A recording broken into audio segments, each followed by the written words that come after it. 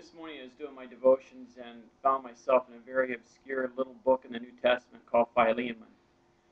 Philemon was a man who was a slave owner, and he is a person that the Apostle Paul led to Christ. One of his slaves' name was Onesimus, and Onesimus also became a Christian through the ministry of Paul. It seems that Onesimus ran away from Philemon and took off and was nowhere to be found. He found himself with Paul and became a Christian, and Paul found a lot of love for Onesimus.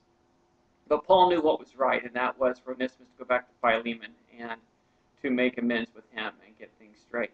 So Paul sent a letter to Philemon and said, listen, I'm sending Onesimus back to you because it's the right thing to do. And Paul says to him, I'm going to ask a favor. I'm going to boldly request something from you, and that is that you receive Onesimus back as a friend, as a brother, and not as a slave.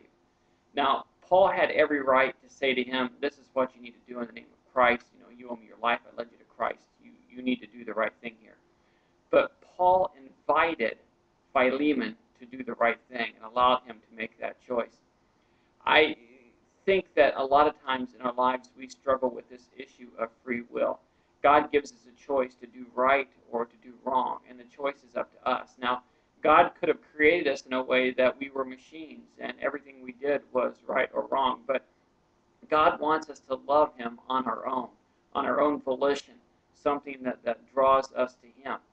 And again, He could have created us to do the other thing, but that's His will for us. And He invites each and every one of us every day, will you do the right thing? Will you not sin? Will you follow closer to me? And each one of us have that same decision like Philemon did. Am I going to receive Onesimus back as my slave and punish him and make him go back to work for me?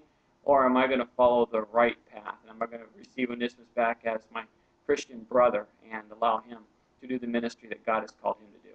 So again, free will is a tough issue. I just invite you to think more about that today and the decisions you make and how you follow Christ. Have a great day.